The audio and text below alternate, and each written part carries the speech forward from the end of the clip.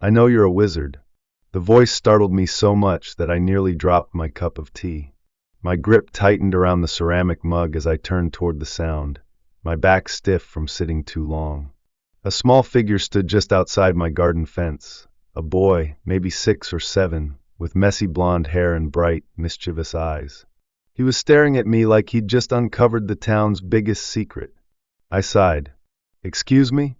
The boy bounced on his toes, pointing an accusing finger at me. "You're always doing magic in your yard. I see you waving your hands and talking to yourself." I frowned. "You mean gardening?" No, not just that." He shook his head so fast I thought it might spin right off. "I saw you turn a brown plant green. One day it was all sad and droopy, and the next day it was alive again. That's magic." I exhaled sharply, adjusting my glasses. "That's called watering, kid. Not wizardry." But he wasn't listening.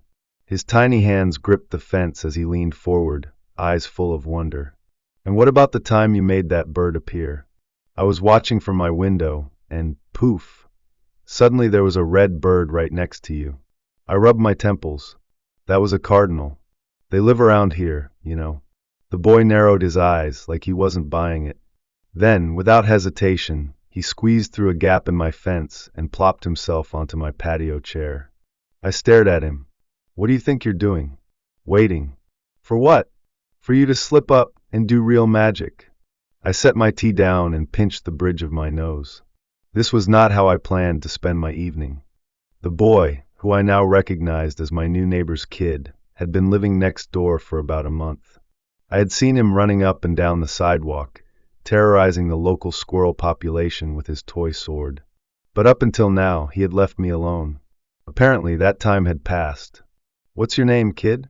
I finally asked, figuring I might as well learn who was invading my personal space. "Tommy," he declared proudly. "What's yours, Mr. Wizard?" "Walter," I muttered. "Walter the Wizard," he mused, nodding as if it were already set in stone. I shook my head. "I'm not a wizard, Tommy." That's exactly what a wizard would say. I let out an unwilling chuckle. This kid was impossible. For the next hour, Tommy followed me around as I tended to my garden, firing off questions faster than I could answer. Did I have a spell book? Could I turn invisible? Had I ever fought a dragon? I tried to ignore him, but the boy had the persistence of a salesman and the imagination of a mad scientist. As the sun began to set, his mother's voice called from next door. "Tommy, time for dinner." Tommy groaned, but hopped off the patio chair. "I'll be back tomorrow, Walter the Wizard," he announced before sprinting away. I exhaled, shaking my head as I picked up my now cold tea. Lord help me. The next morning, as I stepped outside with my watering can, I was met with an all too familiar voice. "Morning, Mr. Wizard." I sighed. "Walter. Just Walter." "Sure thing, Mr. Walter the Wizard." I should have seen that coming. Tommy was perched on my fence like a tiny gargoyle, watching me with an eager expression. His feet swung back and forth as he studied me, as if waiting for me to reveal some great magical secret. "I've been thinking," he announced. "Every wizard has a specialty. So what's yours?" I rolled my eyes. "I don't have one, because I'm not a wizard." But he ignored me, tapping his chin thoughtfully. "No, I think you do. And I think I know what it is." I raised an eyebrow. "Oh really?" "Yep. You make magic food." I blinked. "Magic food?" "Yeah. Mom says the best food in the world is Grandma's homemade apple pie. But she also says that only very special people can make one taste like magic." Something in my chest tightened. Apple pie. It had been years since I had made one. Years since Eleanor had been beside me in the kitchen, rolling out the dough while I peeled the apples. She always used to hum some old song while she worked, the smell of cinnamon and butter filling the house. And then she got sick. I tried making the pie on my own once, hoping to lift her spirits. She had smiled at my clumsy attempt, even though she barely had the strength to eat more than a bite. After she was gone, I never made one again. "So," Tommy's eager voice pulled me back. "Can you do it? Can you make a magic apple pie?" I hesitated. "Please?" Tommy pressed, clasping his hands together. "I want to see real magic, just once." I looked at him, his little face so full of hope. He didn't know what he was asking. He didn't know what that pie meant. For so long, I had avoided the kitchen, avoided the memories. But now, standing here with this ridiculous, persistent kid in front of me, I felt something shift. Maybe it was time. Maybe, just maybe, I had one last bit of magic left in me.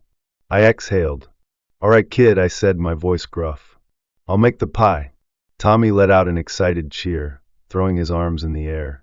"Yes, Walter the Wizard strikes again." I shook my head, but despite myself, I felt a tiny smile tug at the corner of my mouth. What had I just gotten myself into? I stood in my kitchen, staring at the ingredients spread across the counter. Flour, sugar, cinnamon, butter. The apples sat in a neat pile, waiting to be peeled.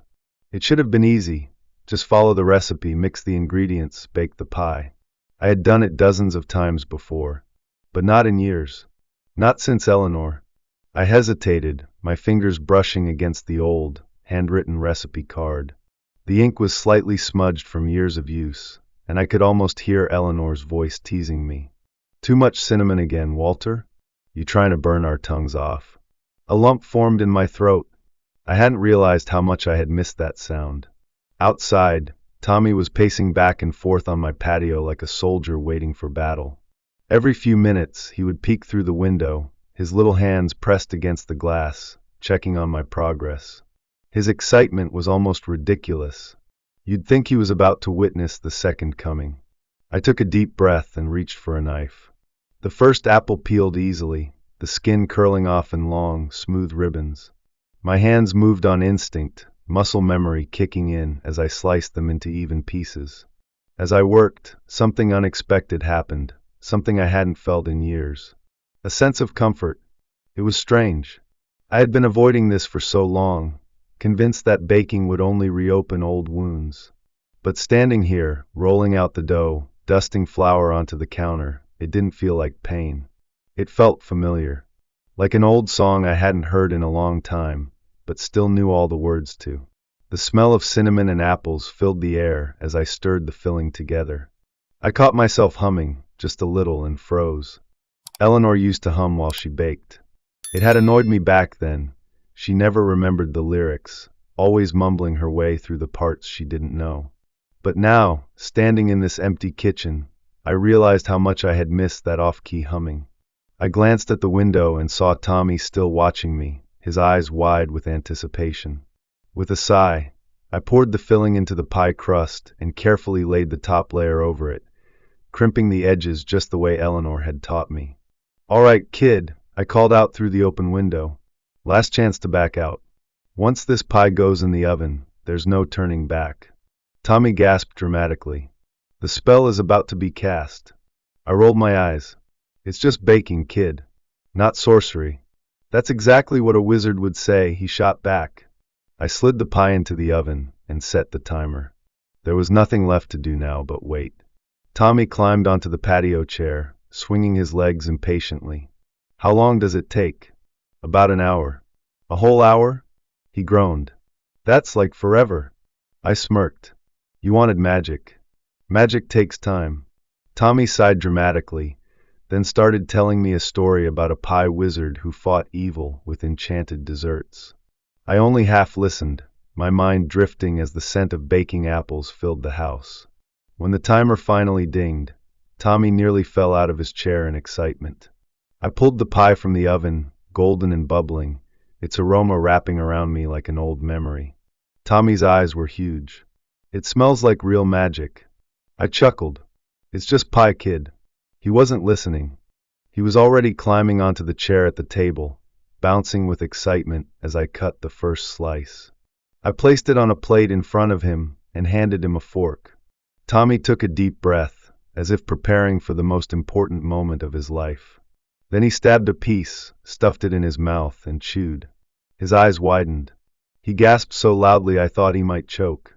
Then, in an awestruck whisper, he said, "This is the best pie in the world." I raised an eyebrow. "You sure? You ever had another homemade apple pie before?" Tommy shook his head wildly. "No, but I know this is the best. It's wizard pie." I snorted. It's just an old recipe, kid. But Tommy shook his head, grinning from ear to ear. Nope. It's magic. And for the first time in a long time, I felt proud. The weeks passed, and soon, baking pie became a tradition.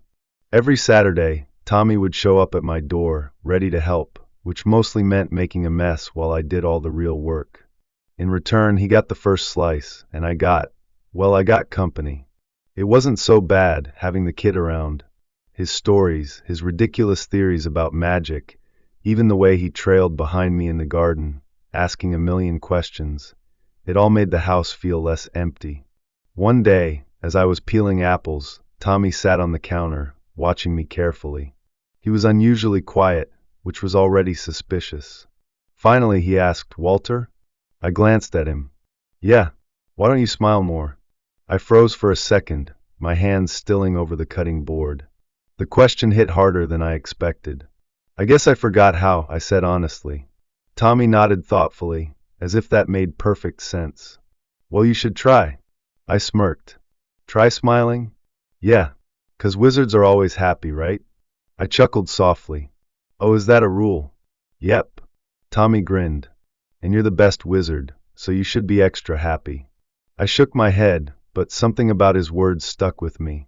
That night, after Tommy left, I sat on my porch, looking up at the stars. And for the first time in years, I allowed myself to think of Eleanor, not with sadness, but with warmth. Tommy was right.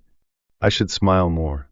The next Saturday, when Tommy ran up to my door, I greeted him with something new. A smile. His face lit up like I had just performed actual wizardry. "Whoa, the wizard is smiling." I laughed, shaking my head. "All right, kid.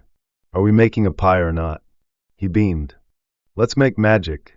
And as we stepped into the kitchen, I realized something. He was the real magic all along.